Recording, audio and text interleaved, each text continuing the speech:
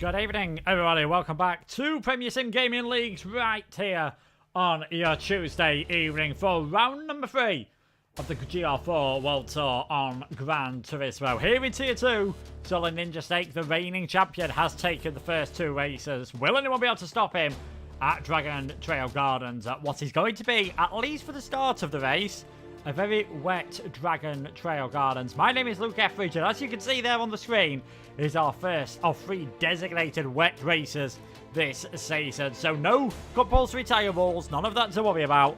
We'll have to see who can cope with the new conditions and also the new physics that the game have introduced. We've had a brand new update, 1.20, since the last race. Introduced some new things with the physics. Bit easier to see the tyre wear that the drivers are on, but definitely does change the handling of the cars, especially the mid-engine rear-wheel drive car. So that could be something to watch out for. But going on to last week, it was another fantastic performance around Watkins Glen by our championship leader, Solid Ninja Snake. And as you can see there on screen, taking a second victory in a row. That is 4 in the last 4 races, including the ones at the end of last season. He's looking imperious at the moment, and he now has a comfortable lead in the championship. 32 points for Solid Ninja Snake at the moment. Then 22 points for Brownski, who got his best result of the season, the only other driver to have been on the podiums both times. Javi recovered from a bad start to the race, did a fantastic strategy to finish 4th last time around. He's now 3rd in the championship. Steve-O getting the first and so far only non-Renault podium we've had this season. He is now on 19 points, and the rest of the championship standings are there on screen. And remind you that it is similar point scoring to what you've seen here in the PSGL F1 League. So 16 for victory, 12 for second, 10 for third, 8 for fourth, and then 6 down to 1 for 5th, down to 10th place. We're not too far away from qualifying getting underway, which you'll all be glad to know about. It is going to be the 8-minute qualifying session, followed by the 33-lap race, I believe, around here tonight. And we'll just see what can happen here. We'll just get the track facts up for all your lovely people to have a look at. As we said, the track that will be going around tonight, it is going to be Dragon Trail Gardens. Not the most popular layout, listening to the drivers last week. Certainly not as popular as the Seaside layout, with its own bus stop chicane of death, which definitely causes issues for many of the drivers.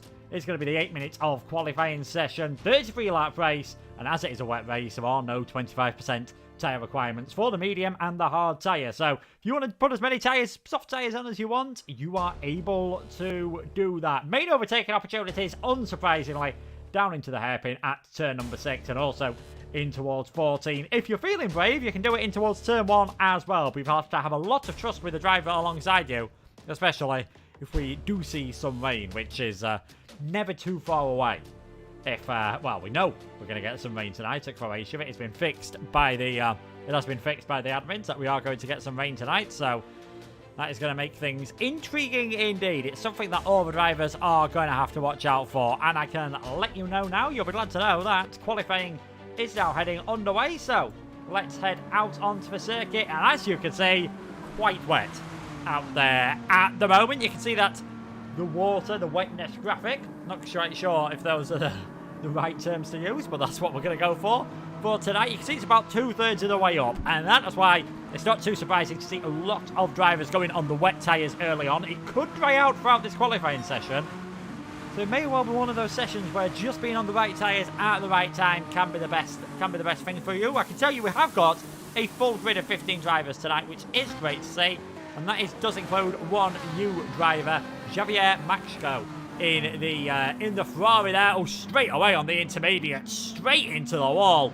I think it is far, far too wet for intermediates, and that is another update that we have seen. Oh, was Wedgiebo, thank God for the ghosting system there. I thought Wedgiebo was going to go streaking it straight into him. Because of the part of the new physics update as well, we've also seen new updates to the damage. So we only have light damage on in this league, which is probably good news for everyone else, because it does seem to be a lot more severe in terms of how much damage you get, and just big splashes of water coming up from Brownski's car. That aquaplaning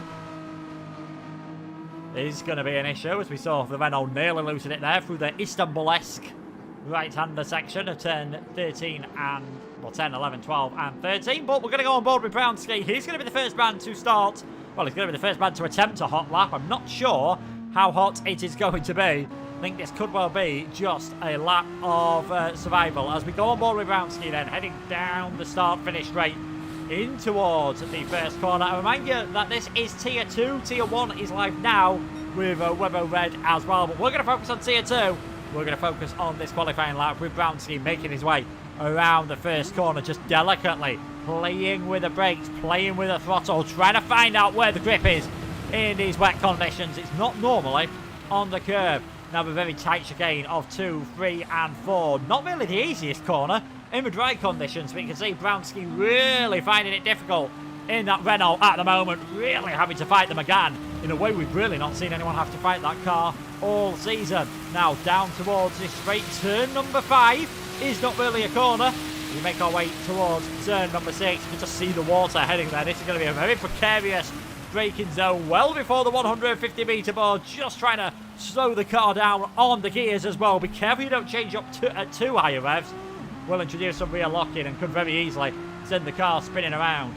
Now this S section, part of the second sector of the lap, just being nice and delicate again on the throttle, trying to see where you have got any grip. Avoid the curves, you'd normally be striking them in the dry conditions to shorten your line. Here we're just more likely to spin the car around. Brownski doing well to keep things pointing in the right direction at the moment. Now the triple right-hander, or the quadruple right-hander, 10, 11, 12 and 13. Don't focus too much on 10 and 11 hitting the apex. Just get it all right for 12 and 13. Plant your right foot down in the dry conditions. As you can see, it gets much, much drier as we go under the bridges, which could catch drivers out throughout the race distance. And now into these two 90-degree lefts of 14 and 15. And again, Brownski just trying everything to stay on the circuit at the moment. Just about keeps two wheels on the right side of the white line. Oh, and he's round. Brownski was doing so well on that lap. Right at the bitter end, though, the car has gone round. Solid ninja stake, though. Pole sitter last time out. 2 wins in a row. He's going to be the first man to set a lap in this qualifying session. And it is a 1:57.894 for him. Kepler, GT, who I found out very interestingly today, actually uses the 6-axis control, the motion control on the controller to drive the car around. So big props for him for actually managing to do that, as Steve-O now goes fastest on a 1:56.446. He's done that on a set of intermediate tyres. So it does look like, judging by the fact that Mick McMock's gone into second, if you are able to keep the intermediates pointing in the right direction, you are going to find some grip and you might be able to set a quicker time. We might see things dry up as the session goes on. Now, this man Xavier was very quick earlier on in the practice session, was the fastest driver actually in the practice that we had earlier on. So we'll wait and see whether things stay that way. Hello to Yasser, Combustion Corner and Clinic in the chat. Hope you're enjoying the racing action. If you were waiting to see how Aura was doing, Tier 1 might be the place to go for that one. Xavier just picking up a half a second penalty.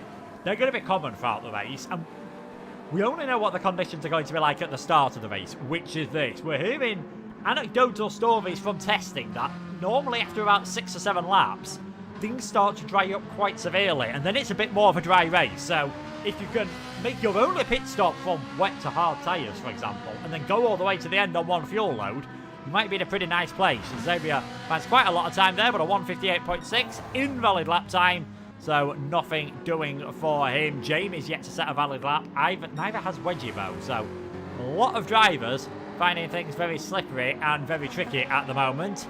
Isinyain had a bit of trouble actually getting into the session. Did race last time out in the BMW, and this gives an opportunity to go through the Constructors' Championship themselves and McLaren.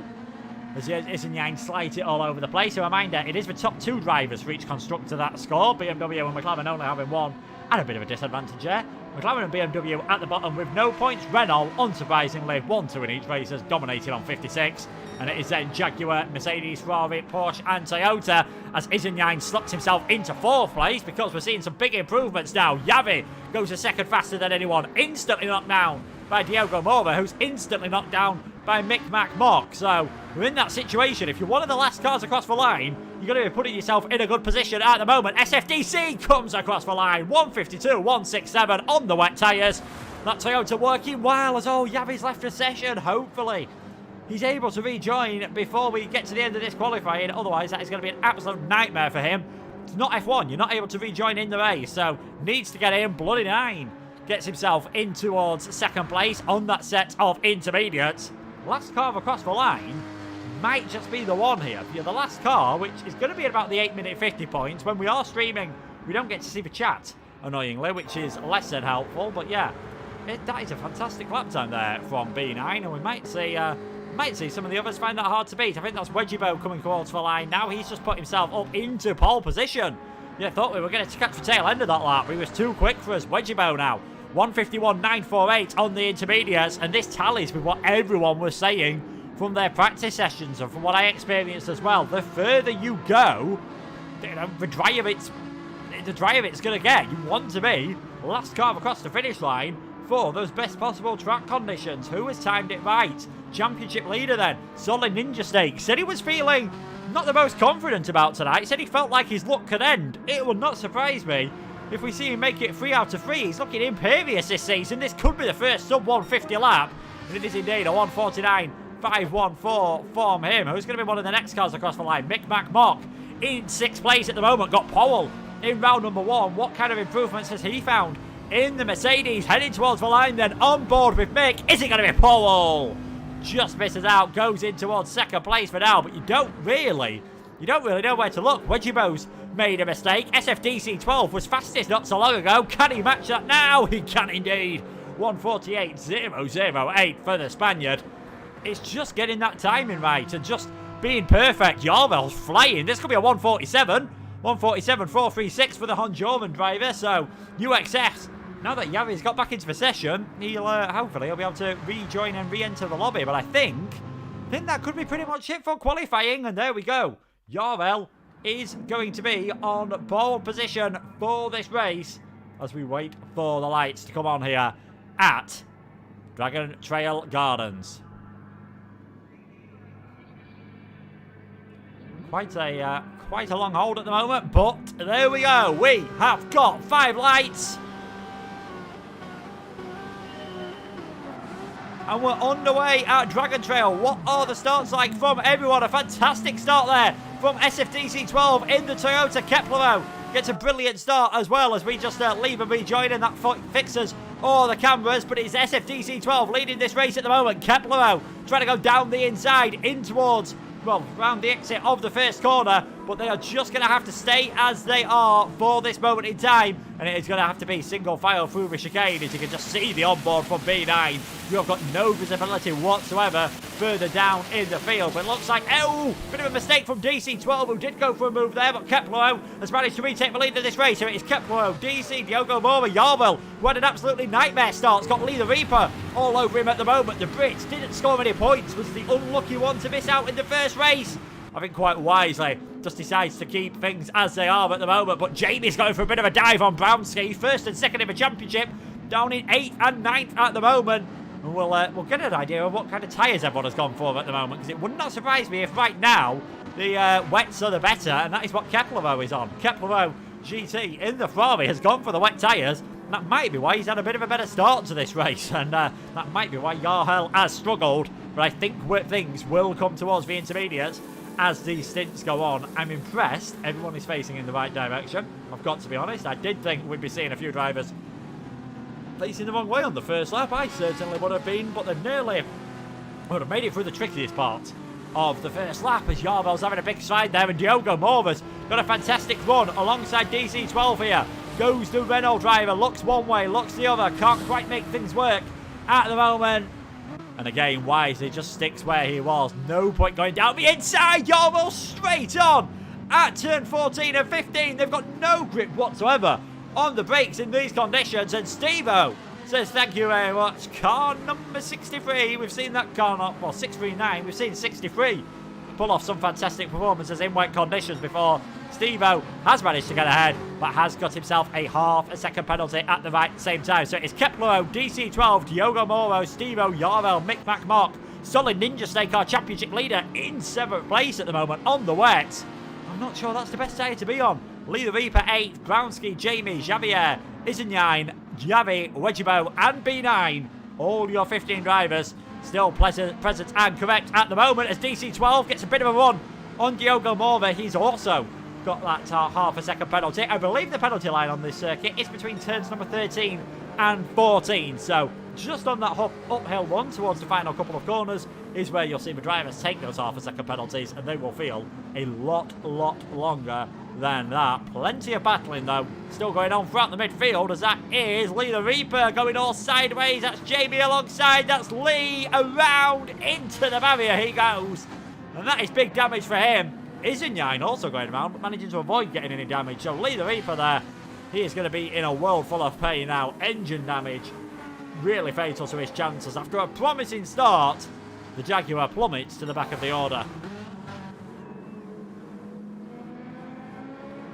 It's been a breathless first opening lap and a half at the moment. You can see how much, well, we'll get a bit more of a better indication on this lap, how slow our times were. 1:47 from Yara was the fastest time that we saw at the end of the qualifying session. Things obviously a lot wetter now than they were then. We are at a similar track surface conditions to what we were at the start of the qualifying session, and we're expecting things to dry up in the next 6 or 7 minutes, and then well held by Gr.4 there. He's doing a fantastic job. Everything going off in the background. Yarvel and DC12 are going side by side at the moment. Toyota versus the Renault. That Renault just having the traction at the moment. It's a gentle calm on its tyres. You don't really have to worry about tyre wear as much. In the wet conditions, down the inside there goes Yarvel. Mick and Steve-O have gone straight on.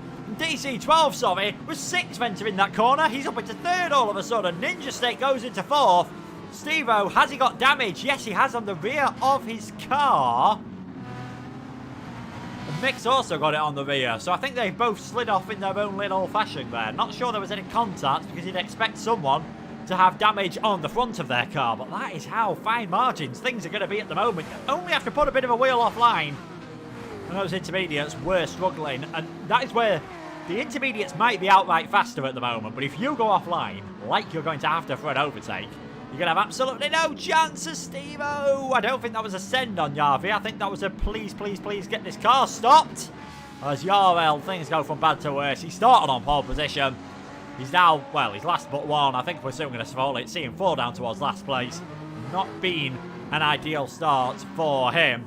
And 1:57 of the time we're seeing at the moment. We're about 10 seconds slower than what we were getting in qualifying. But the front two have just escaped all that chaos that's been going on further back. Keplevo and Diogo Mora, fair play to them. They've got these tyres working as Diogo goes a bit close to running off of the track limits. But just about gets away with it. Those front two are having a fabulous time at the moment. Ninja State's gained plenty of places. Javier Maxco has came from outside of the top 10 up in towards 5th, and that could soon be up in towards 4th. Down the inside, in towards turn number 14, goes the Ferrari man. Ninja State's going to try and fight this all the way around the outside. Has he got the grip to do so? DC12's gone off the circuit as well. The Ferrari might find himself on the podium here, but better exit by the McGann. My. Very smart driving there from Ninja State. I think he saw Xavier just going a bit too hot there. Decided to let that happen. Well, these are all having their own battle, and they're just holding each other up. Steve-O down the inside. Again, looks as though he's going into that corner a bit hot, but on this occasion, he's able to find enough grip on the intermediate tyres. Track conditions improving already. He's 7 seconds off the lead, though, on lap 4. Not where you'd have wanted to be in a fight for 3rd place, and that is now for Jaguar back in towards 4th place.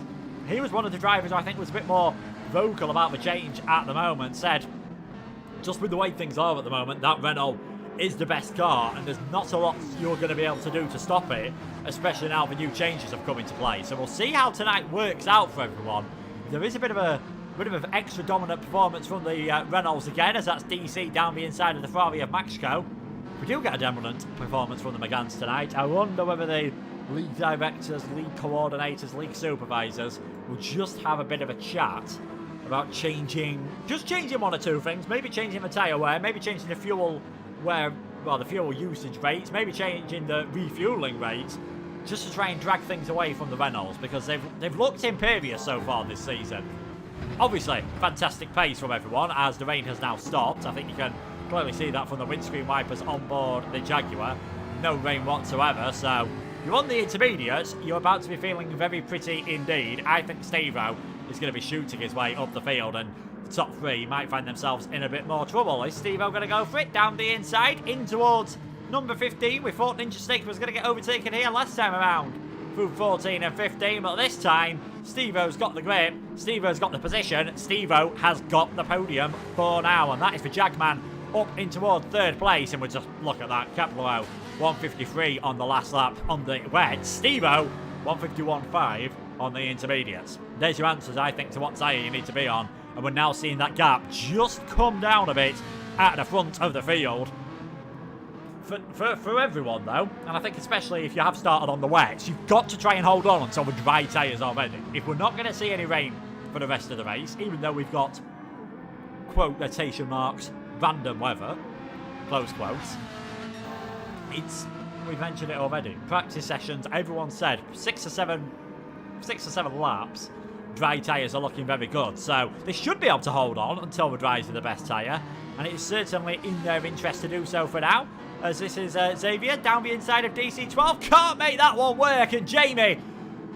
Oh, I'm not sure Xavier really left racing room there. Jamie was coming in quite hot on the brakes in that Jaguar. We know it's a fast car in these conditions. And Jamie had to take the curb to avoid a crash. And thankfully for him, he was able to avoid a crash. I think still very close further down the order. First to second might have gone away. But third to 15th is very close together. As Yavi now thinks about one down the inside of Mick. Thankfully, gives, I think, realised right at the end that that one was not going to be able to work.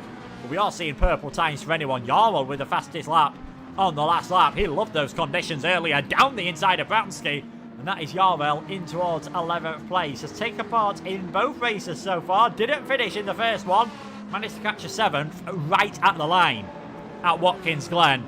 He'll be hoping that he can get himself further up the order, as will his, esports teammate. And this looks like another move, actually, by DC12 into the points all of a sudden. And there we go, lap number 1. As these two, lap number 5, sorry, as these two are still battling. We're seeing drivers coming to the pits. Diogo Mora and Kepler and DC12, all those that started on a set of wet tyres, I believe have come in, apart from Lee the Reaper stayed out there. Bransky stayed out there, and more importantly, I think Solid Ninja Snake has stayed out there, and he's not doing a bad job at the moment. 147.9 on the last lap, 146.5 from Steve-O. I just think it's too early. I think we could see some of these drivers struggling. I just think it's a bit too early to be on a dry set of tyres at the moment. Diogo's gone for a set of mediums, and once again, that's getting a bit feisty in the background. This could be something to watch out for. This could be a very tasty lap at the moment. Diogo's gone for a set of mediums. I'm not sure these track conditions are ready for those medium tyres at the moment. I think you could have done with maybe another lap or two, and that's it on the wet tyres, and you would have been fine. But yeah, Diogo is proving me wrong. He's finding some grip. I'd have thought it would have been like Bambi on ice at the moment. But the McGann, again, doing some fantastic things, and Mora, maybe, just maybe, have put himself in a fantastic place there. Kepler has come out on the hard tyres. I don't think any of these have put any fuel in either, so that is why the pit stops were so quick. Kepler has come out on a set of the hard tyres. He's in 10th at the moment, and he's already starting to put Brownski under some pressure for 9th place. Here's the view from the back of the Lego McGann. He's almost being pushed through the final few corners. Yeah, scratch everything that I've said. Dry tyres are ready now. You can make the slicks work in these conditions. Kepler flying his way through the field, certainly compared to the wet tyres. And there goes Diogo Mora compared to the intermediates, out dragging in towards turn number 14. Can he get it stopped on the brakes? Can he get it turned in time? He can indeed. The Portuguese man is up in towards 11th. We'll be seeing a lot more drivers coming to the pits. I feel Brownski on his way into the pits. Wedgiebo coming in as well. That's Lee the Reaper also on his way in, only at the end of lap number 6. We've already seen a lot of drivers ditch those wet tyres. Will we see them needing them again as this race goes on? As B9 now, I think, is actually trying to find the wet parts of the track down the straight. You just saw the gauge on the left-hand side fill up as he went towards the pit wall, drop again as he took the racing line. He's trying to do anything in those Porsches, just cool the tyres at the moment. It's ready for slicks. It is ready for slicks, and it looks like B9 actually has got a good run by cooling those tyres. Ahead of Diogo Mora, he goes. One thing I do love about Gran Turismo is the track never dries evenly. You never get the same conditions across the entire circuit. I mean, B9's on a set of intermediates, doing a fantastic job at the moment. And this is maybe why you should have stuck on the intermediates at the start of the race. But I think a lot of the drivers didn't really get a lot of time to choose which tyres they would have gone on for. It is still Steve-O leading, and it is still Steve-O setting the fastest laps. For Jaguar Man, 4 seconds ahead. Could this be the best opportunity we've seen all season for someone just to stop Ninja Stake? You might remember in Watkins Glen, Steve-O was leading in the early stages. He was battling with a Renault, made one slight mistake, got a penalty, got damage from the contact, and dropped down the order. Was able to recover for 3rd place, but from that moment on, right up and around about lap 10, it looked as though things were just comfortably going the way of the reigning champion in the Renault. We're just seeing the lap times at the moment, still finding the improvements. 1:44.6 for him. That is a few more cars in the background just diving their way into the pits. That is Yavi and Yarhel, both of them coming in. We've also got Izanine into the pits. I'm impressed he's managed to get the wet tyres to last so long, to be honest. B9 staying out there on the intermediates at the moment, again hugging that pit wall. I mean, Steve-O's still setting the fastest laps at the moment, 2 seconds faster than Kepler, so he is admittedly on the hards. Diogo Morva, I think, must have had a mistake on that lap because he did a 1:49, but the slicks aren't as bad as they thought they'd be. I just get a feeling that maybe a lap or two more on the wet tyres and these could have been in a better position. If you're on the intermediates, I think you are doing the right thing at the moment. The likes of Steve-O, Jamie, Mick, Javier, just stay out there. Just stay on the intermediates for a few more laps. If you can stretch them enough and you can stretch your fuel enough, and I think fuel limitation will be the main thing that stops this strategy working, but if you can somehow stretch your fuel enough that you can one-stop this race from a set of the intermediates to a set of the hard tyres, because you won't be able to one-stop it onto a set of mediums, you're going to be sitting pretty at the end of this. I don't think anyone's quite, well, I say I don't think anyone's going for it. I think if anyone is going to go for it, it'll be Ninja Snake. But his wet tyres are going to be crying enough at the moment. If B9's having to call his in a Porsche on a set of the intermediates, what is a full set of wet tyres going to be doing? The tread blocks, there's a lot more movement. That's how they keep the temperature. Of course, that's how they disperse the water off the track through the grooves. A lot more movement equals a lot more heat. A lot more heat equals a lot more wear and a lot more sliding about. But he's staying out there. He is staying out there when the race leader has decided, do you know what? I'm coming in for, I know that's showing a set of intermediates, but that will change. I'm coming in for a pit stop. Here we go then, that is Steve-O on his way into the pits. I fully expect this, despite what the game is showing, I fully expect this to be a set of dry tyres going on that car. And there we go, racing hards onto Steve-O's and comes out about 2.5 seconds behind Kepler.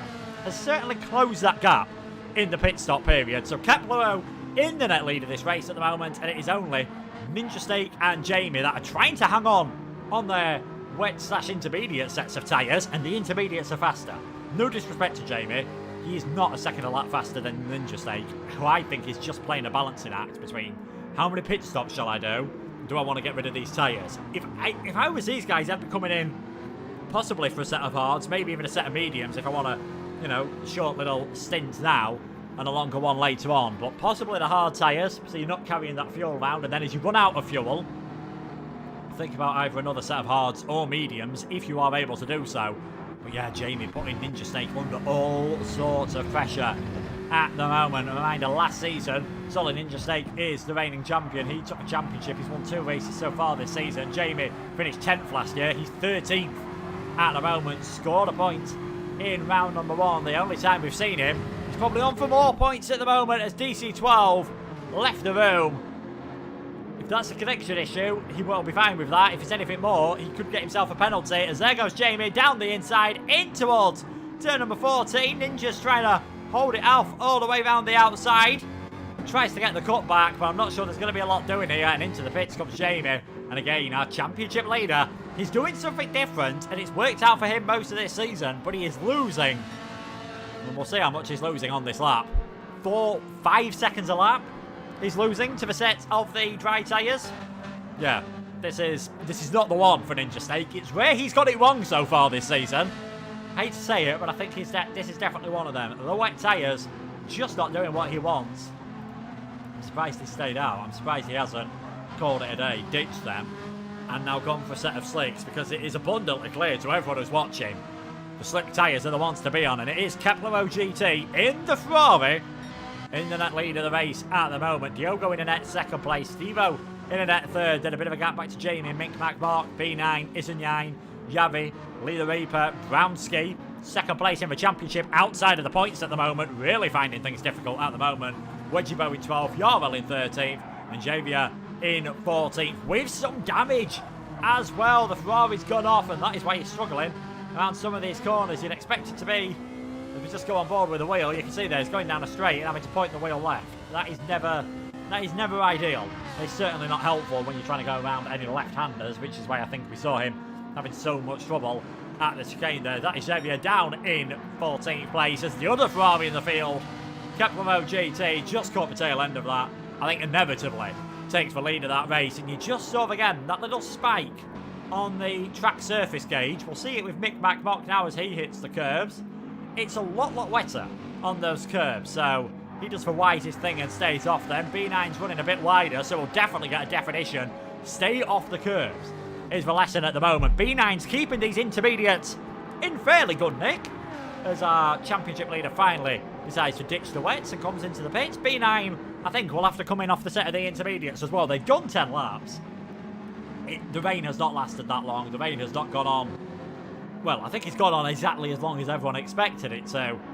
And it is just going to have to be a full set of... it's going to have to be a set of wet tyres for everyone. Well, set of dry tyres even. There we go. B9 into the pits. Ninja Steak in. And I think Ninja Steak also... Was that him taking on a bit of fuel? Well. Maybe we doth write him off too soon. Can Ninja... 23 laps of this race, set of hard tyres, yes. 23 laps of this race, same fuel load, is possible. Is certainly possible. Watch this space, folks. Watch this space. This could be the attempt at the one stop we were talking about. B9 also fully fueled his car, but he's gone for a set of mediums, so Xavier goes for another ride across the grass. B9's gone for a set of mediums, so he's definitely not one stopping. Which surprises me that he's gone for a full set of fuel then, because I'd rather be going out there with less fuel. Yes, you have a longer stop later on, but you're not putting as much wear into the tyres. And the Bleeding Edge Motorsport driver, as you can just see on his bumper there above the grill, down in 13th place. Wonder whether that's a bit of a strategy ever. There's a reason why I'm commentating and not driving, and it's because I'm much worse at the latter. But yeah, got a funny feeling if you were going to fuel up the car, that would have been a time for a set of hard tyres. So now, everyone has been into the pits. Now we've got an effective normal race order as we're through the first third of the race. Track conditions still slightly damp. It's Gr.4 in the lead by 1 second at the moment from Steve-O, who has just set the fastest lap of the race. First man into the 142s. Let's follow Steve-O as he chases the Ferrari for the race lead.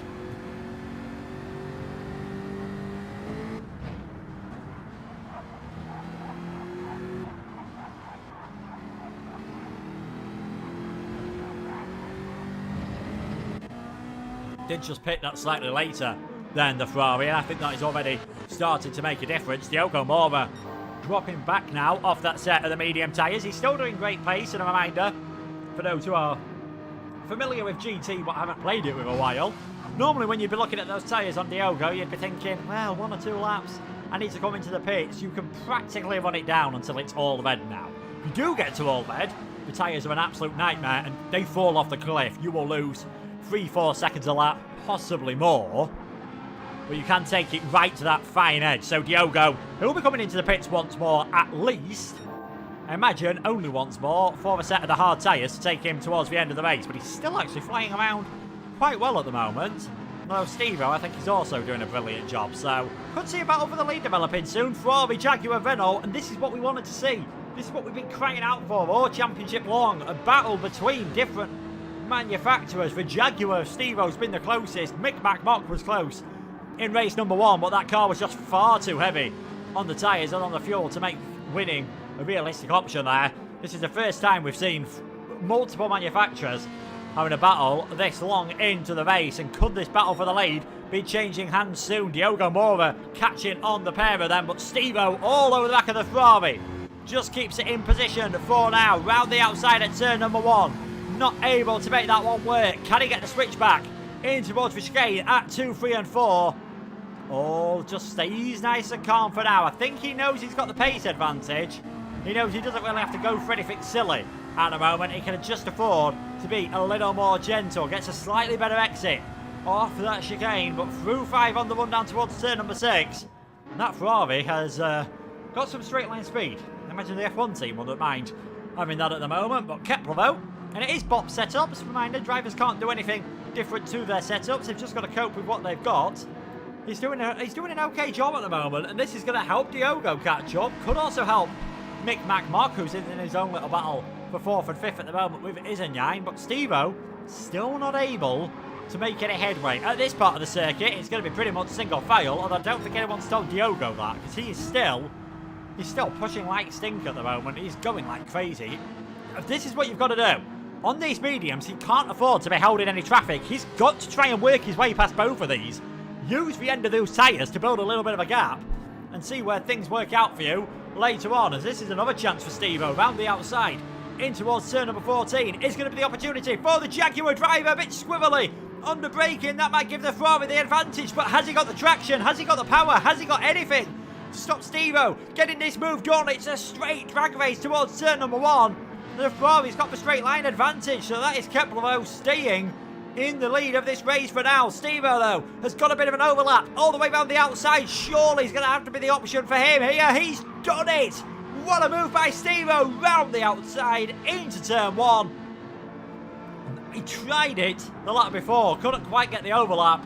That time though he was a lot more successful.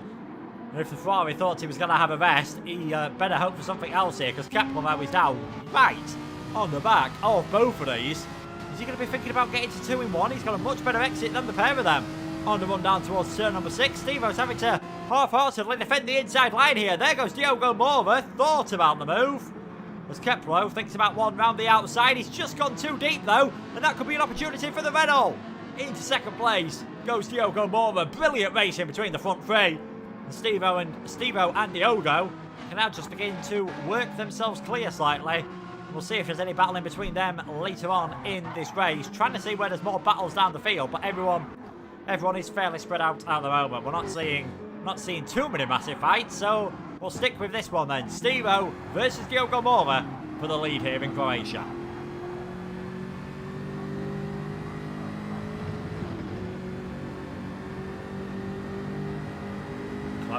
Closing. Down the straight in towards turn number 14. Door being left open this time, and that is quickly going to get filled by a McGann-sized gap, but there is no way that late on the brakes you are getting the car stopped in time. So Steve-O says, you know what, thank you very much, I'll retake the lead. But just look at the traction. Look at the traction they've got, and they're 3 wide down the straight. In towards turn number 1, Diogo takes the lead. Kepler takes second place. There they are, it's a drag race once again, and the Ferrari has found some pace all of a sudden, and Steve-O's trying to get involved down the middle. Down the inside comes the Renault man. Can the Ferrari hold off? Can the Jaguar do anything about it at the moment? This has been crazy racing for the last lap and a half between these, and they're still fighting at it. Into the chicane, little bit of contact between the Jaguar and the Ferrari just gives Diogo Morva that tiny bit of breathing space. Contact once again, shoves Kepler wide, and I don't think he's going to be too happy about that one. And that calms things down for now. Diogo in the lead, Steve-O in second, Kepler in third. I don't think we expected that when we saw the Renault coming in too hot in towards turn number 14. But fair play to him, he's made it work.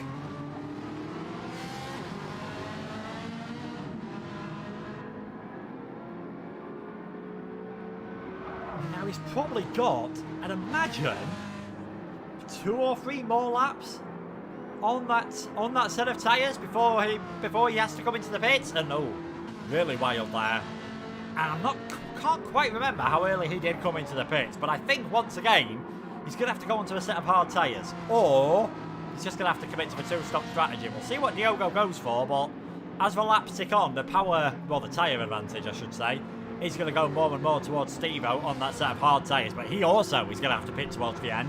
He'll be able to put on a set of medium or softs. They just didn't put any fuel in on their first stop. It did get them a much quicker stop, and you can see here, Steve-O and Solid Ninja Steak were close to each other earlier on. Solid did stay out a lot longer, but he's now 25 seconds off the lead of this race. But as he's put plenty of fuel in, Solid can, I think, possibly go to the end of this race. And if he can't, it's going to be a splash and dash. He's going to have to put barely any fuel in the final pit stop. So that's going to be one to watch out for, to see where our championship leader, who hasn't got much wrong this season, You know, pole position last time out, 2 wins out of 2 so far. He's always been there or thereabouts. It's weird seeing him in 7th place, and it's weird seeing him not being the lead Renault Megane. However, he's normally a lot further up the order than that, as all the battling out at front has just started to allow this man to come into the fray. We didn't see too much of him last time, a bit more of a quieter evening a week ago at Watkins Glen than he had in our season opener at Kyoto, but he's had 2 5th places so far. He's on for bettering that now, and he is best of the rest. He has just started to break away from Isinyain in the battle of the German manufacturers. That is Mick Macbach in 4th place comfortably by about a second. Fastest man on the last lap of this race. So this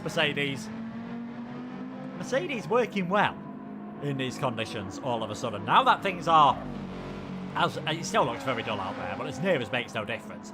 It is fully dry conditions. We're not going to see, unless we get some more rain, we weren't going to see anyone go for an intermediate or set of wet tyres. The weather radar, which unfortunately we can't get up right now, will give us that idea of whether we do get any more rain. As out in front, Steve-O's got ahead of Diogo Mora, and it looks like Kepler is going to be able to go for this one as well. Down the inside comes the Ferrari. I think those mediums are just starting to cry enough. He's got fistfuls of understeer through the final corner. He's going to be able to have a move down in towards turn number 1 on the Ferrari, not bothering to defend. Goes the Ford Ferrari of Kepler then, and you can see 3.7 seconds in your fastest lap. Does suggest you've made a mistake. Down the inside in towards the first corner, and that is the Renault back in towards second, as that tiny little mistake just swung the pendulum back towards Steve-O. And the more they battle, the more they make these tiny little mistakes, the more it's going to allow the likes of Big, Isinyain, Brownski, Ninja, Wedgibo, basically the entire rest of the field to close up, because these 3 have by far had the pace at the moment, but they're paying it with their tyre life. I said Diogo maybe was struggling. He's on for a fastest lap at the moment. I do think this is going to be the one, though. I do think this is going to be the lap where we see the Renault come into the pits. Possibly fueling towards the end as well. Shouldn't need to put a full tank in from here. For a set of hard tyres, you're not going to really get the hards anywhere near their full tyre life. Seems like a tiny bit of a waste going for the hards, but do you want to go for multiple pit stops on the mediums? I'm not sure you do. So in a bit of a catch-22 situation at the moment, I think, Diogo. I mean, the tyre's still not working too bad. It's just once he loses that little sliver on the front right, turn number 1, turn number 6, and turn number 14 and 15 are going to feel absolutely dreadful in that car. And he's going to be understeering on his way towards the seaside circuit. He's going to have absolutely no grip whatsoever. So surely, the Portuguese man has to come onto the pits on this lap. Already struggling through the final corners. And yep, there we go. Diogo Mora just about, I think, avoiding that pit line. Needs to be careful. You will get yourself a 4-second penalty for doing so. In comes the man who was in 2nd place. He's going onto a new set of, I'd imagine, we'll wait and see what they are, but I imagine that has got to be a new set of the hard tyres, and that's got to be a lot more fuel going in that Megane as well. And you can't, it's a bit like real GT racing. You can't fuel and change tyres at the same time. So tyres are changed, fuel going into that Megane. And we'll see where he comes out. He'll probably be dropping in behind Wedgibo and Yavi. Should come out comfortably ahead of Yarvel and the rest of that pack. And there we go. In fact, might even end up just comes out in between Wedgibo and Yavi, but that is hard tyres towards the end for Diogo Mora.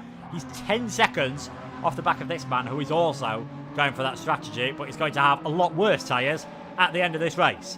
One to keep an eye on then. And also still want to keep an eye on, can any of these drivers stretch their tyres longer and make that 2-stop work brilliantly and be on a sort of Sefton mediums at the end? That is going to be intriguing indeed. We are past the halfway point. Steve-O, Kepler, Mick Macbach, Isinyain, Brownski and Solid Ninja Staker are having their own ding-dong at the moment for 5th and 6th place. Wedgibo, Diogo, Yavi, Yarvel your top 10. Javier Machko just outside that in 11th. P9 in 12th. Jamie 13th. Lee the Reaper in 14th.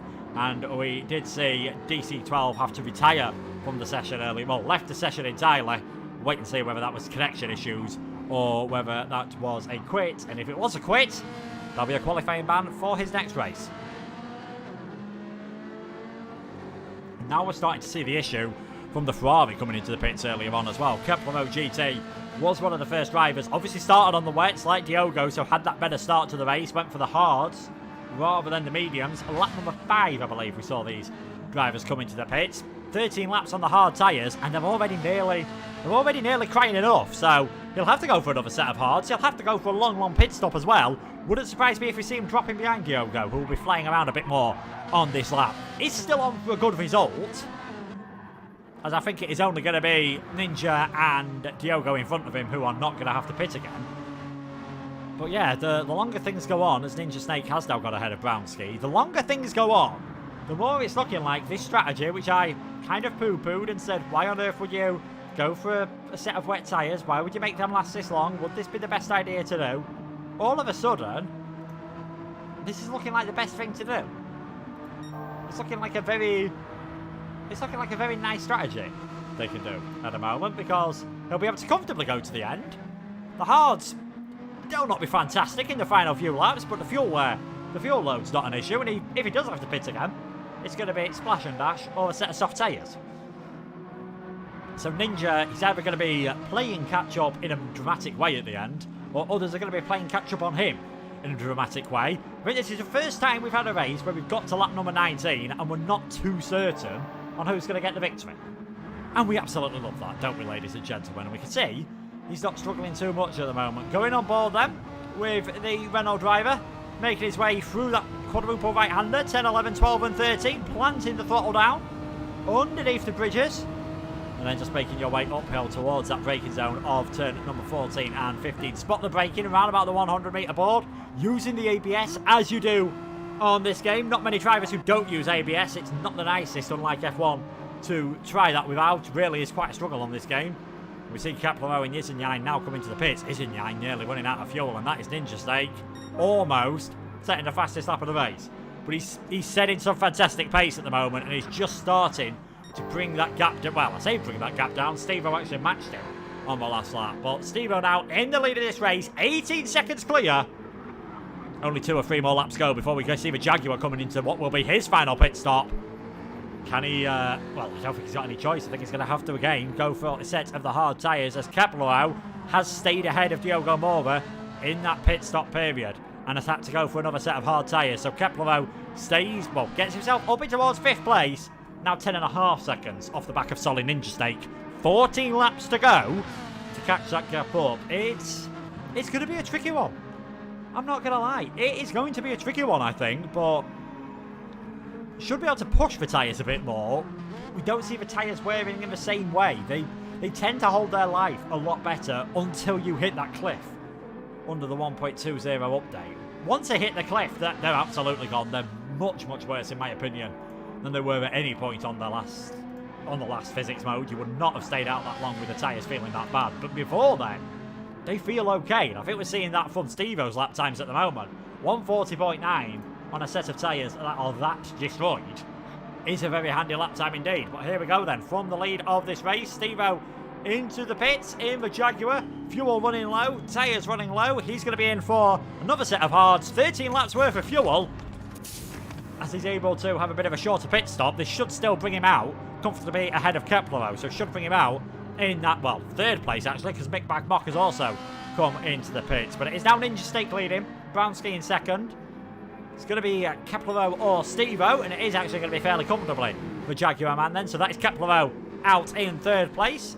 Well, Steve-O in 3rd place, sorry. Gr.4 in 4th, Diogo Moura in 5th, Yavi in 6th. Again, looking at those tyres, he is going to have to come into the pits again. But taking advantage of the nice tyre wear on the Renaults, he should be able to go on for a set of mediums. So he's going to be flying around at the end of this race, is Yavi. Similar to what we saw a week ago. He likes playing the long game, does the Argentine driver. It's become a bit of a trick of his this season. Just go that little bit longer, use a set of mediums right until the end. Shouldn't have to, well, may have to put a tiny bit of fuel in at his next stop, but shouldn't have to go extreme on the fuel. He is setting some good pace at the moment. Don't think we can count him in for a win or anything, but where he is at the moment, 6th place, maybe just dropping behind Mick Bagmock, should still be very achievable after what wasn't the greatest qualifying session with that disconnection. Jarl as well, I think, trying something different. He's certainly a man who didn't have the big, well, he had a fantastic qualifying session, had a spin early on in the race. He's down in towards 9th place. It looks determined as anything, though, to make that into wave down the inside. Lovely move into turn number 6. And that is Jarl up in towards 8th position then. B9 is going to be the next man trying to get ahead of Javier, but his tyres and those on the Ferrari looking very second-hand indeed. As not sure why Izan Yang got his windscreen wipers on there, just getting us all excited. The BMW man, windscreen wipers go in, medium tyres. So someone else is going to try and take those mediums towards the end in that Williams in the BMW.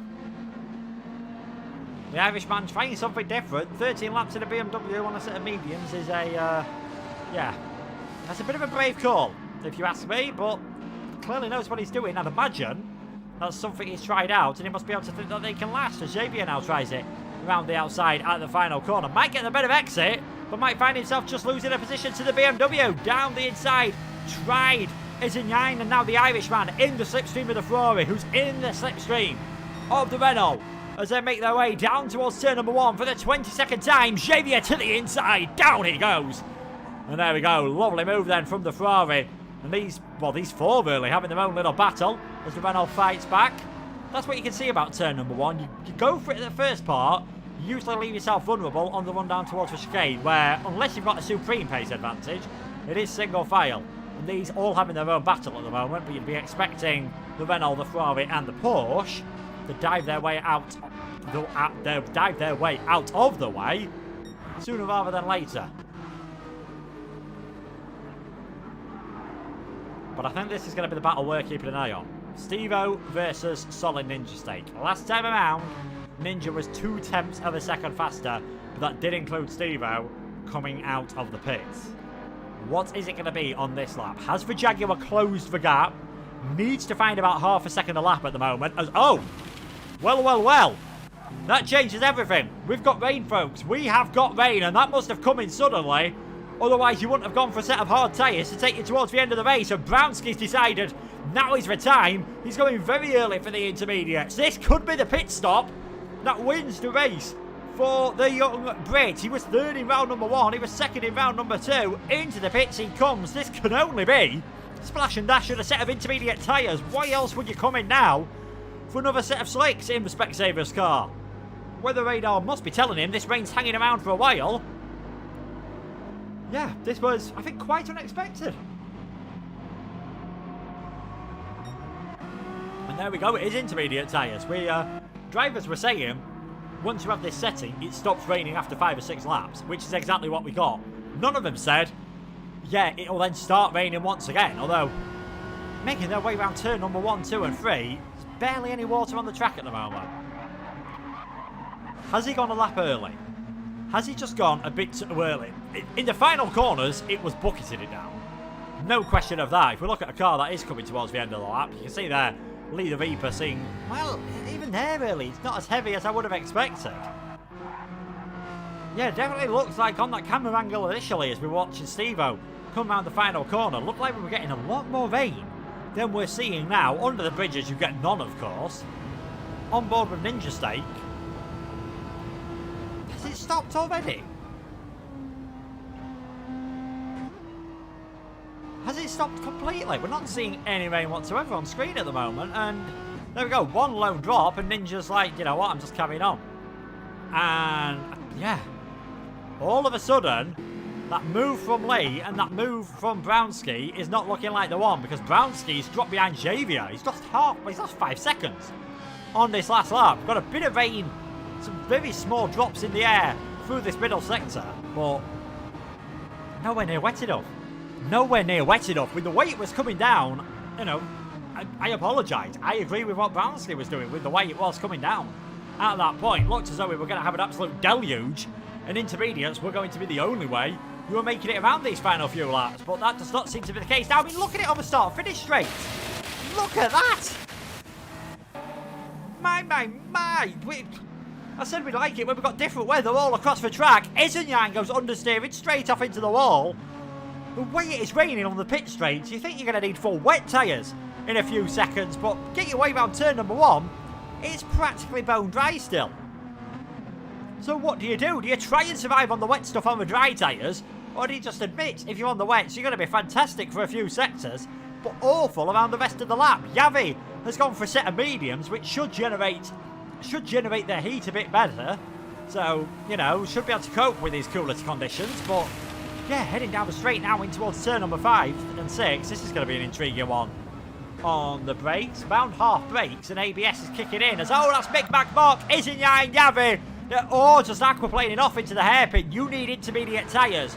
You need to be on something with some grooves in. Let's see what Wedgiebo does at the moment. No yellow flags on his screen, so I think he also is just going to get the same surprise. Yeah, it's an ice rink out there. It is an absolute ice rink. B9's done this before, as you can tell. Everyone is just going straight on. Yarvel just about gets it stopped, I think, getting warned by the yellow flags. You've got to come into the pits, I think, now for intermediate tyres. And there we go, Ninja Steak on his way in. Steve-O must have had a big moment on that lap somewhere, because he's dropped tons of time into the wall. Steve-O's into the barrier. Keplero's got it as well. They're handing this victory to Solid Ninja Steak at the moment. All of them going straight on. Diogo Mora, can he get it stopped? No, he can't. And Brownski just thinking, ha ha ha ha ha, look at me on my intermediates. No such troubles whatsoever. And there we go, Brownski now is into second place all of a sudden, and it's not raining on the pit straight. Solid Ninja Steak into the lead of this race by about 15 seconds at the moment. Now, on a set of the wet tyres, we really bigged up how the end of this race was going to be, folks. And it looks like that rain shower's provided some short and sharp action, but has quickly swung things back into the favour of the Renaults. Ninja Steak leading, Brownski in third place, Keplero now. But Brownski in second, Keplero up into third on the intermediate. Steve-O fourth, B9 fifth all of a sudden. That early pit stop for the intermediates has worked out brilliantly for the Porsche driver. He's into the top 5 out of nowhere. Yavi in 6th, Diogo Mora in 7th with a 3-second penalty for what I can only be imagined for cutting a pit line, so he's probably going to drop behind Yarvel, who is in 8th, Isinyan 9th, Wedgiebo in 10th, Mick McMark 11th. And once again, turn number 1 proving to be very tricky indeed. Javier Maxco in 12th. Oh, can't even make it into the pits. Javier at the moment, he has got no grip whatsoever on a set of soft tyres. Gamble not paying off. Jamie in 13th. And Lee the Reaper in 14th place, having his own little fun at the final corner. I mean, the only hope for a lot of these drivers is that Ninja's got it wrong again and this track stays intermediate conditions. That is Brownski's only hope, is that this rain stops pretty soon, the intermediates become good again, and Ninja has to come into the pits or just face facts, because we saw how much time he was losing earlier on. Keplero, I think it's game over for him. Renault is winning this race. The question is, which one is it going to be? Is it going to be the reigning champion? Is it going to be the man who's on to win his 5th race in a row in this series? Absolute domination. Call it luck, call it what you will tonight, but I'd say he called things right with the weather conditions. And he's got himself into the lead of this race and didn't have the aquaplane in trouble like Steve-O, like a lot of the others have had. Brownski in 2nd place, Keplero in 3rd. Actually, considering where he was, Keplero's handled it quite well. He was a long way behind Steve-O in all of that, and the Ferraris handled it quite well. But now in towards turn number 1, we're barely seeing any rain whatsoever. Let's follow him round. Let's just get a bit of an idea as to how wet the track is at the moment. I think intermediates have still got to be the faster tyre. I just don't think they're faster enough that you're going to see Brownski catch 16 seconds. And he certainly does not look like to have the pace of those behind him. Keplero's gaining a second a lap on Solid Ninja Steak. He's gaining 2 or 3 seconds a lap on 2nd place. The rain does seem to have transitioned over to this side of the circuit at the moment, and probably, I'd imagine, probably nearly finished now. So that was another short, sharp shower. Turn number 6 still proving to be very tricky, but if it's headed to that north side of the circuit, as I don't get how you don't have rain at the final corner. You don't have rain at turn number 6, but you've got plenty at this part of the circuit. That is a very localised shower. At that part of the track, you're going to be on the wet tyres. Every other part, you're going to want to be on the intermediates. And if it stops now, Ninja should be fine. It's just whether Keplero can catch up to the back of Brownski. But here's an interesting battle all of a sudden. Diogo Mora versus Yarvel. 2 Renaults who've both been up towards the front of the order at various points of this race. 2 Renaults who I think would have hoped for a little bit more out of this race. But they're now finding themselves in 6th and 7th. If you do want to get more involved with various things here at PSGL and want to check out our Discord, you can do. And you can also, of course, check out our sponsors, GT Omega. Use PSGL to get 5% off them. And also check out Grid Rival on the affiliate link down below as well if you want to check out the F1 Promotion League. Don't think you need to be a promotional prediction expert to work out who's going to win this one. Ninja Stake now 26 seconds into the lead as Brownski's made a mistake on that lap. Brownski's had a spin, and there we go. That is the Renault man down in towards third place. So Brownski's had a moment on that lap. He's not enjoying.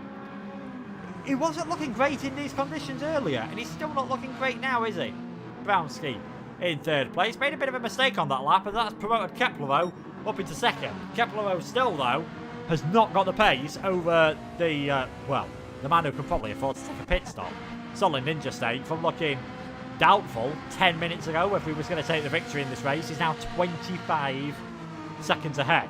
It never rains, but it pours for the rest of the field. He is just untouchable as things stand at the moment. He's going to take a massive lead in the championship heading into the next round. I mean, where do people stop him?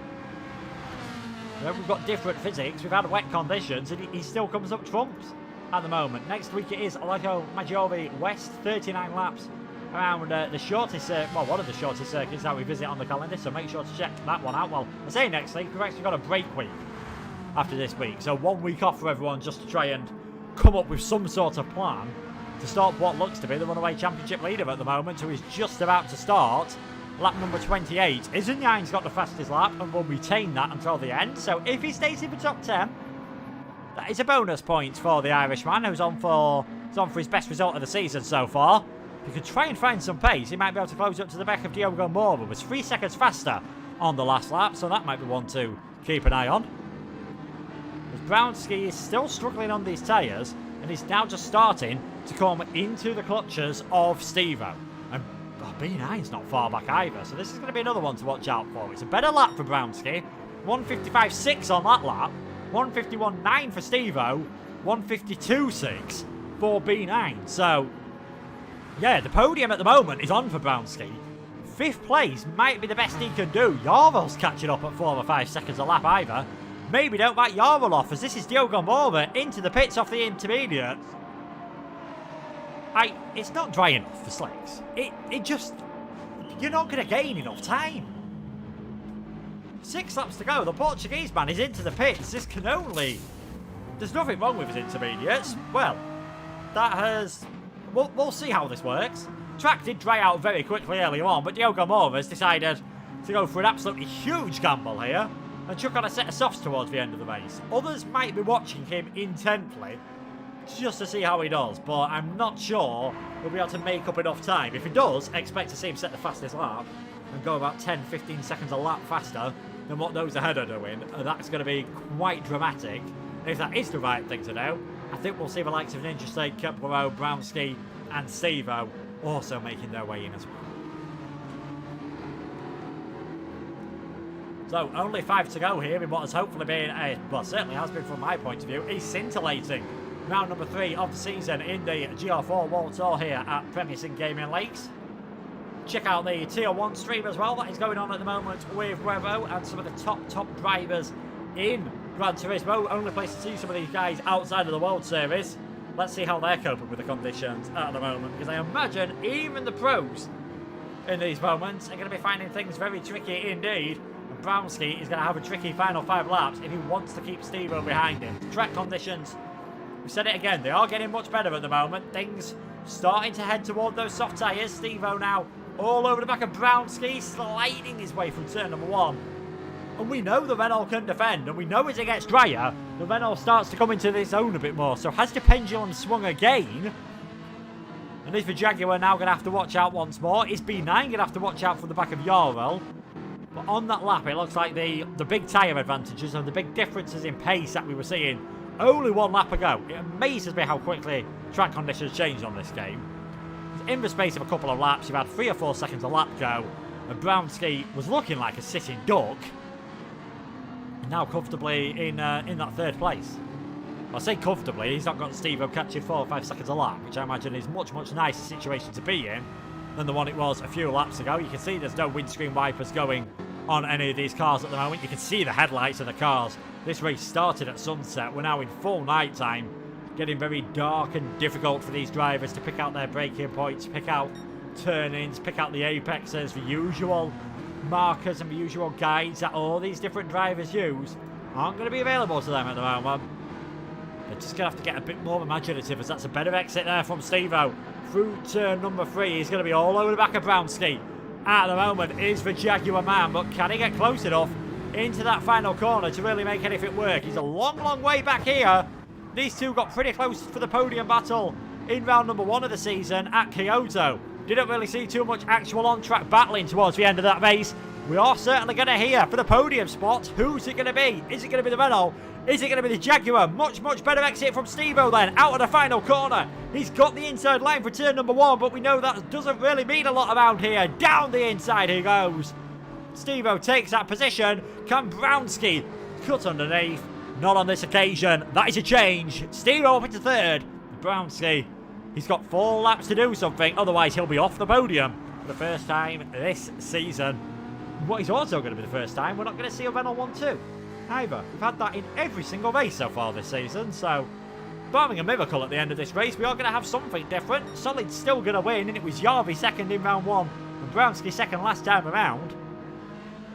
Still going to be extending their lead in the Constructors' Championship, currently a massive 36 points ahead, and I want to score 24 as things stand at the moment. And the next highest point scorer, I believe, is going to be Ferrari, with Gr.4 the only one scoring points for them in second place. But yeah, they're doing a good job at the moment. Well, Gr.4 has done a fantastic job all race long. He's shown some good pace. He's still catching up to the back of Ninja.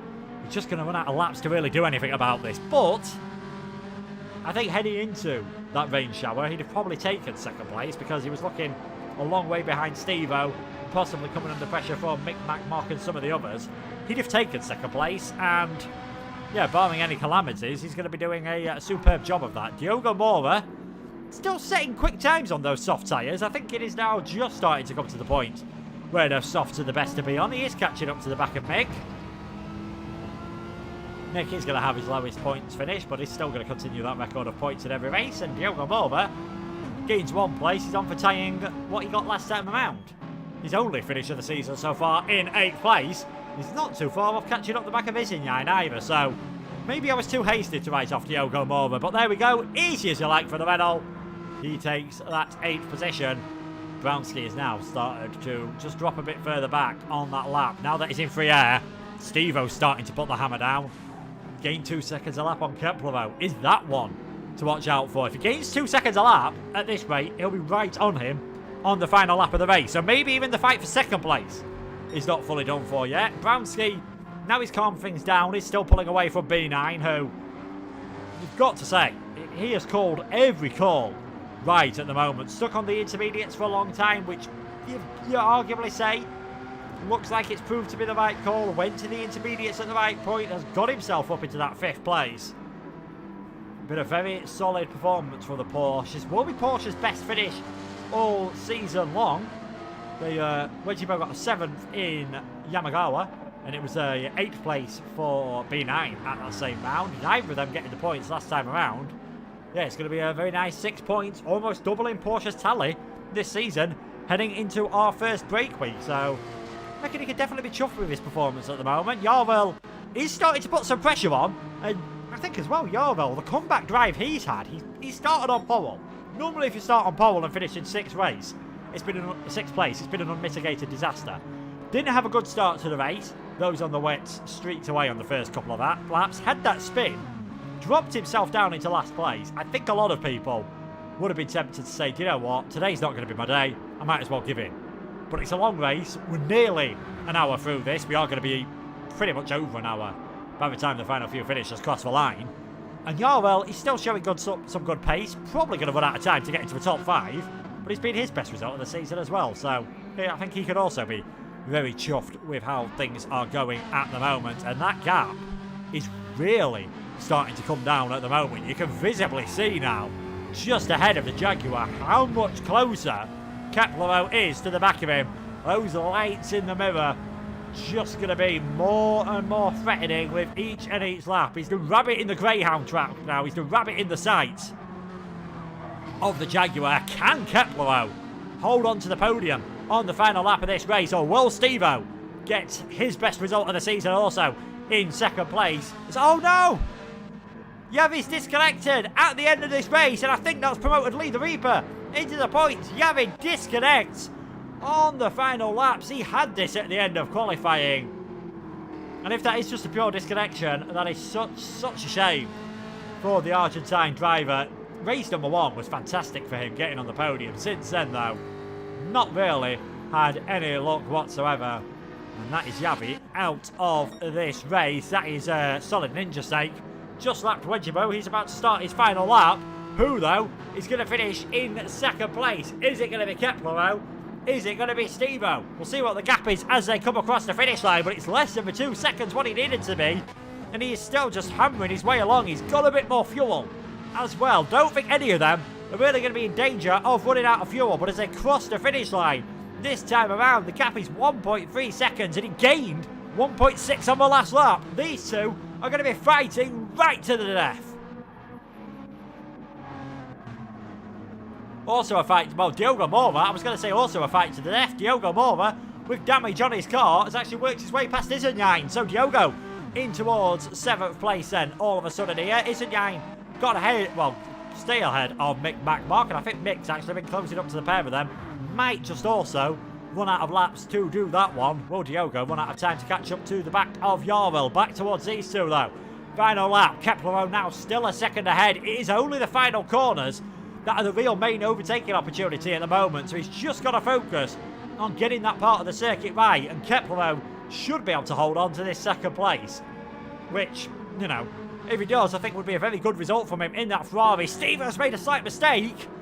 That might be it. That might be the one opportunity that Steve-O had gone. He's had a slight moment coming through the S's, unfortunately. Can't go on a little bit of a replay to see what has happened there. But Kepler's had a tiny little reprieve there because of Steve-O's mistake, but that is all it is. It is only a tiny little reprieve. Oh, that's Ninja Snake in the wall! Race leader in the wall, he's left the room! Ninja Snake's out of the race! What on earth's happened there? Kepler's going to win it! Has he had a disconnection? Has his wet tyres just given up? Kepler's going to win this race! I'm gobsmacked. I'm absolutely gobsmacked. The Ferrari comes round the final corner. I said he'd have been chuffed to bits with second place. What's it going to be like now he's taking a victory? Kepler wins here at Dragon Trail Gardens. Steve-O crosses the line to finish in second place, and it is going to be Stella Renault on the podium, but it's going to be Brownski. What on earth happened to our championship leader on that final lap? Brownski takes 3rd place. B9 is going to finish in 4th. Diogo Mora just jumped Yarwell on the line to take 5th place. Diogo takes... it now says Diogo took the victory, but we know that's not the case. Kepler is the victory here. Steve-O 2nd. Brownski 3rd. B9 4th. Diego in 5th. Yarwell 6th. Isenyain 7th. Mick McMark in 8th place. Lee the Reaper will be coming home in 9th ahead of Xavier.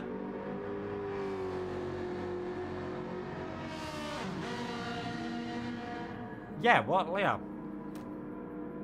Just waiting to see what's happening with the timing order here, because there shouldn't be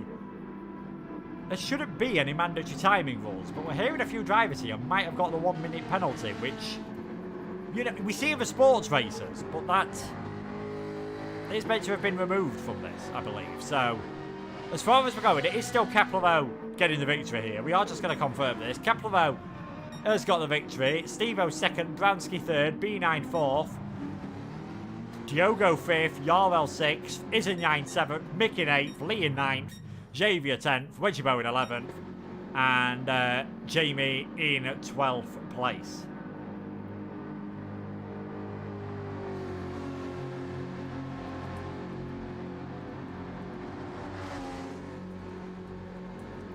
Yeah, what has yeah, definitely that has been yeah, crazy race. We'll try and find out what happened to Solid Ninja Snake. Apologies if I'm a bit gobsmacked by what's happened at the end there, but I think we're all a bit confused by what's just gone on at the end of that race. Absolute chaos, but I can confirm to you provisionally it is Kepler, not in 3rd place. He is the man who has taken the victory in this one. So we're gonna head away from head our way away from that screen. What an end to the race that was. Ninja State having his own disconnection, problems, whatever on earth has happened to Ninja Steak. I'm not quite... Yeah, not quite sure what has happened on that one there with Ninja Steak, because he got that strategy. Yeah, he got that strategy absolutely spot on. Agree with what Kepler said in the Discord. He got that fantastically.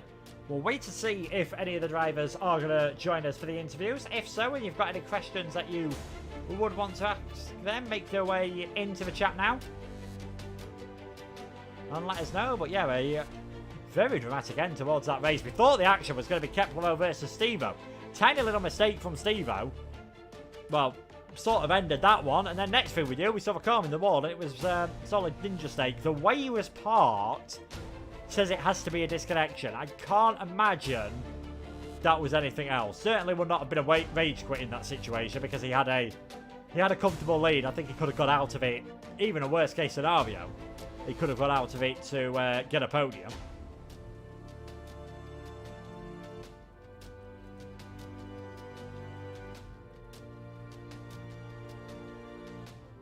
But yeah, it was certainly a very fun race. Unsurprisingly, Ninja Steak has joined and I think instantly re-left the lobby. Not the most happy with that one. And yeah, who can really blame him? Who can really blame him? Because that was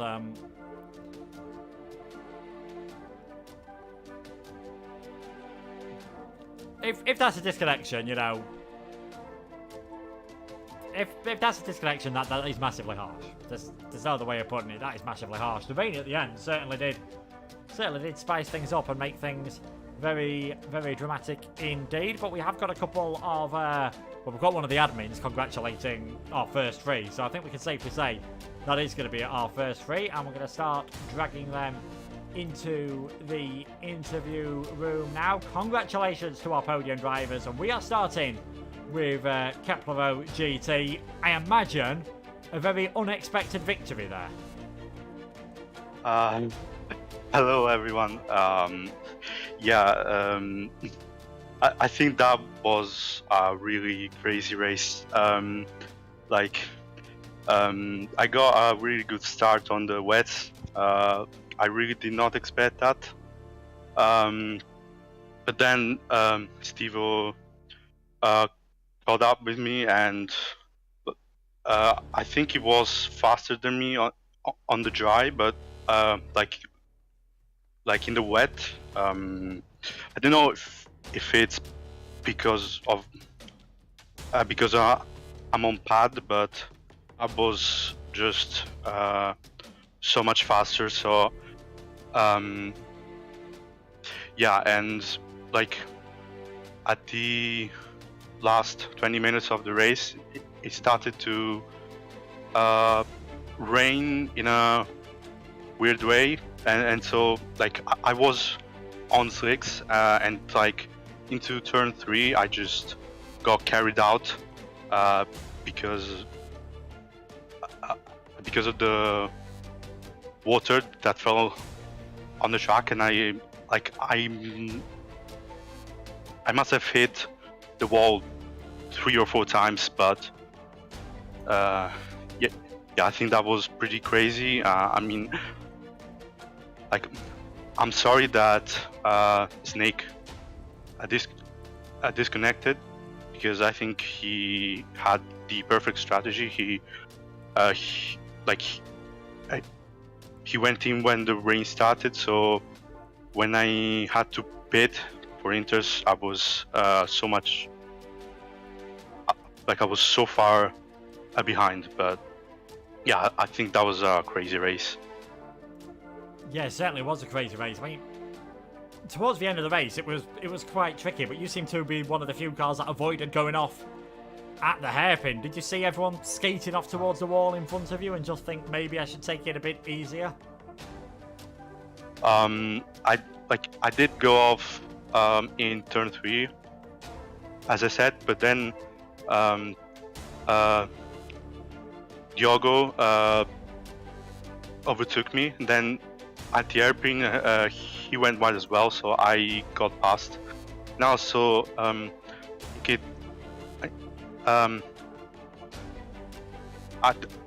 I can't remember when, but I also saw Stevo hit the wall. I also hit the wall, but I managed to hit it in a way that I could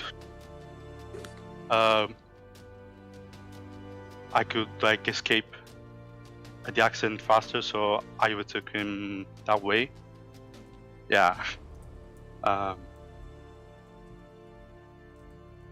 Yeah, certainly. So, first break week, how do you think your season's gone so far in the 2 races we've seen you in? Because obviously you had a very unlucky disconnection in round 1.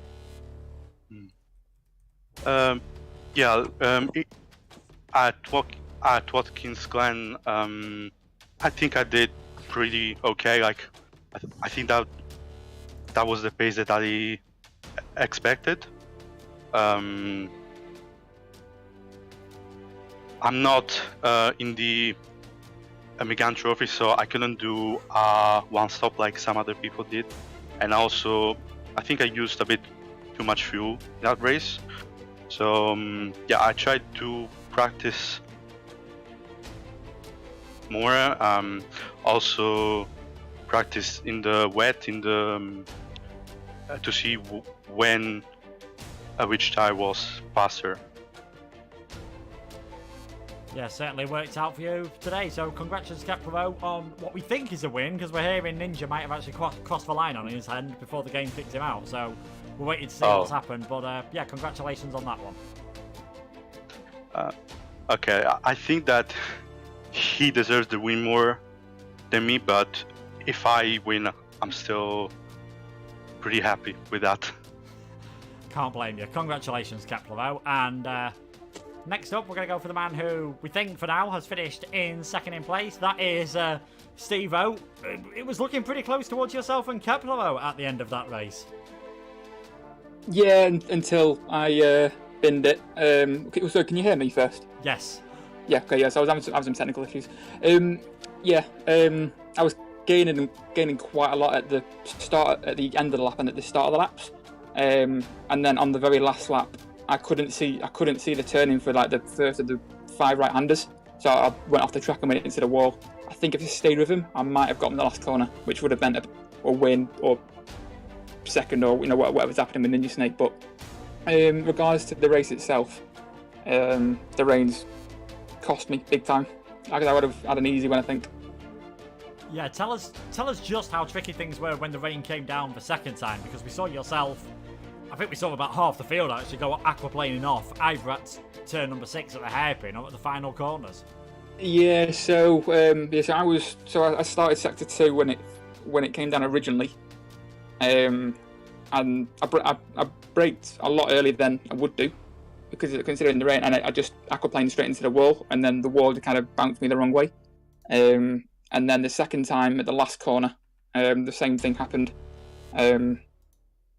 Yeah, like I say, other than that, I think if it just waited another 20-30 seconds, who knows what would have happened. I think I would have won the race, but things happen. It's one of them. Just have to, get on with it.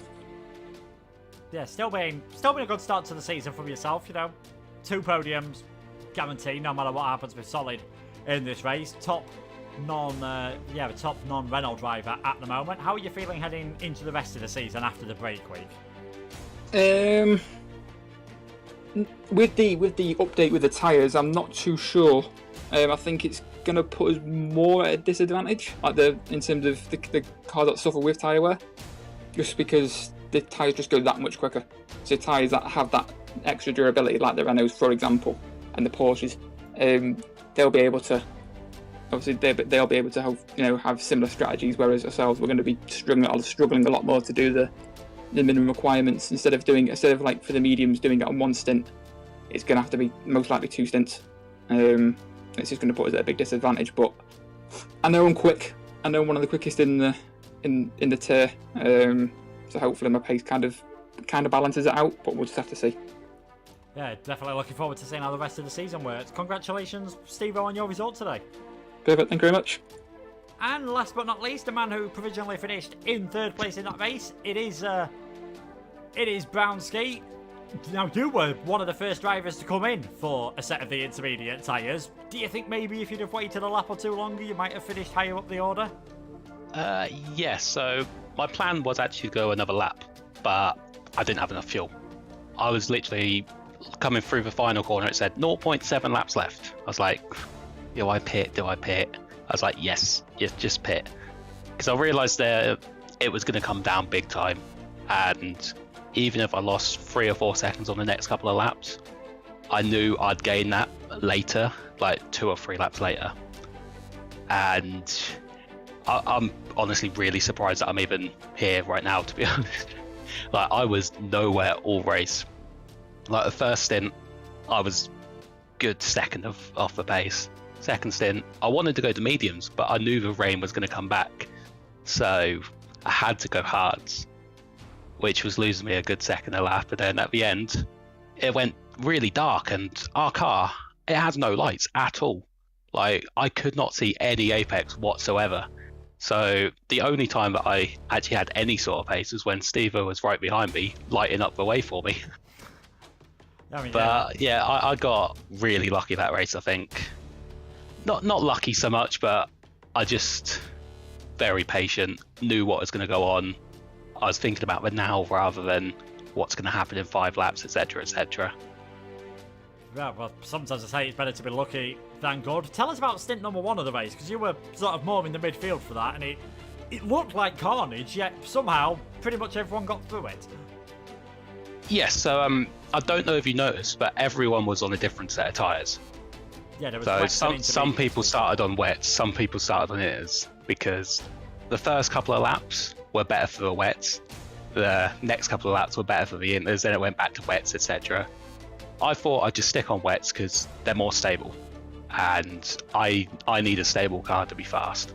So yes, so it was a bit crazy, but again, it's just like I saw everyone fighting, and I was in 10th place at one point, and 3rd place was about a second and a half up the road. So I just thought, I'm not going to get involved in any fights. Someone could spin it, someone could hit me, by accident, of course, and anything could happen. So I'm just going to stay there, just see how the race goes. Yeah, definitely turned out to be a fantastic tactic for yourself. I mean, possibly, depending on what happens with Solid Ninja Snake, you might be the only driver to have had a podium in every single race so far. You are going to be, I believe you're going to be, yeah, you are going to be second in the championship. I think it's second, yes. No matter what happens as well. A point ahead of Steve-O. How do you see things going for yourself for the rest of this season? Do you think you can maybe find that little bit more pace and get up there with Solid Ninja Snake in the same car? Potentially now, actually, yes. So what I've realised, it was literally just last night. I was going through the menus and everything, and I realised my ABS was on weak. And I think that explains why I was so bad in the wet last season, because it's been since the start of the game that I've had it on weak, I believe. And I've been struggling on the brakes all season. Like, every time I hit the brakes, my rear just comes out, and it's just like, just be a bit more stable for me, please. And now that it's on default instead of weak, I think it's going to give me that little bit more stability on the brakes and just that bit more confidence just to deal with it. And I've always been good on my tyres, and with this new update that Steve-O was talking about, I think it's going to massively help me. Even if I wasn't in the Renault, I think it would help me just because I know how to save tyres. I can still be relatively quick with saving tyres, so I don't need to always push it 100%, and I'll still be there or thereabouts, I feel. Yeah, it definitely does seem to be the key to be successful this season. Congratulations, Bouncy, on your podium. Thanks for joining us, and thanks to Steve-O and Caplamo for joining us as well. Yeah, thank you. I just want to say that I am 100% on for Ninja Snake winning this race, and I'd be happy with P4. He was 20 seconds up the road. He completely deserves this win. Yeah, very, very magnanimous of you, Bouncy. Right, thank you. I will leave you be.